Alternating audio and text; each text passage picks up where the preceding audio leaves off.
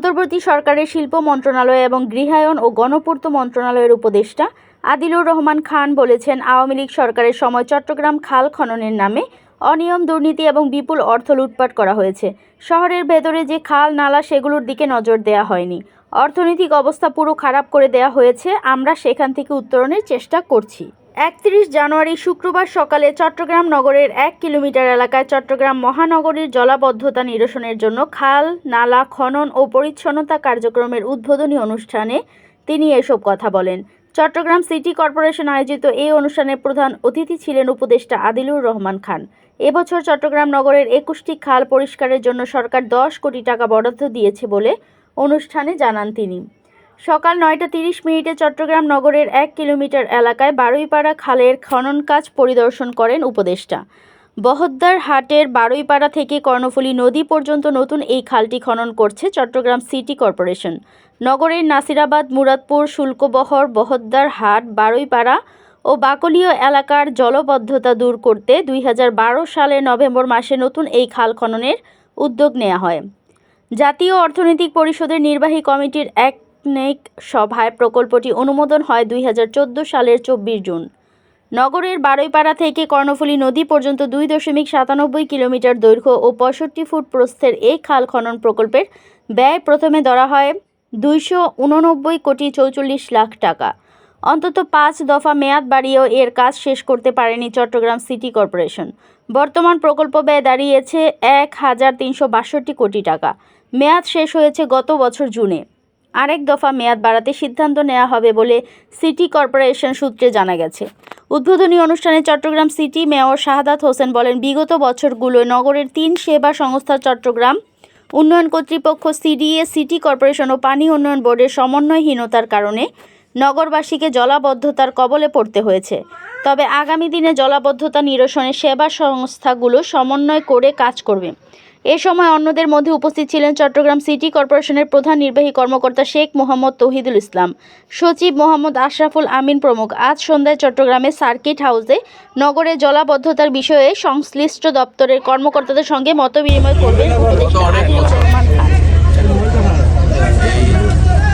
নদী নালা খাল শহরের ভিতরের যে জলাবদ্ধতা করা হয় না,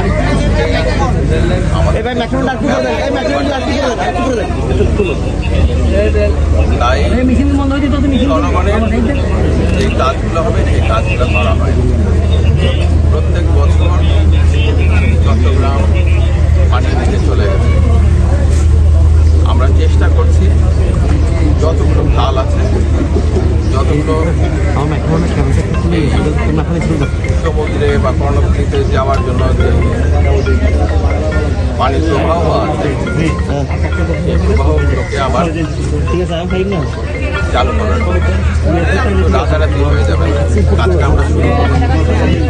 কাজটা শুরু করলাম, এই কাজ এগিয়ে যাবে।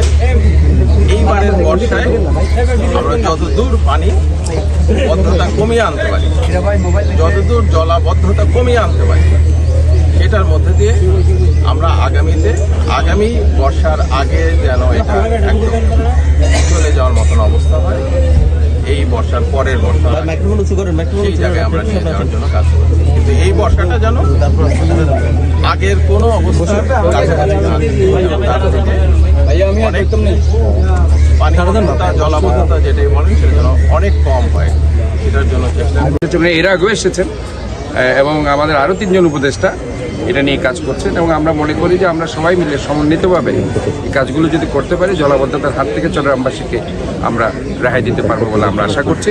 এবং আগে যেটা সমন্বয় ছিল না, এবার আমরা আসার পরে ধরেন মেয়র সাহেব আসার পরে এবং আমাদের আদিলুর রহমান খান সাহেবরা আজকে এখানে উপদেষ্টা হিসেবে আসার পর থেকে যে আমাদের সাথে সিডিএ, পানি উন্নয়ন বোর্ড, ওয়াসা সহ অন্যান্য সেবা প্রদানকারী সংস্থাগুলো আছে, তাদের সাথে একটা সমন্বয় এর মাধ্যমে আমরা কাজ করছি। এখানে বিভাগীয় কমিশনার সাহেব আছেন, ওনাদের এবং সবাই মিলে আমরা একটা সমন্বিত উদ্যোগে কাজ করছি এবং আমরা আশা করছি এই সমন্বয়ের মধ্যে দিয়ে আমরা একটা ভালো রেজাল্ট আশা করতে পারি।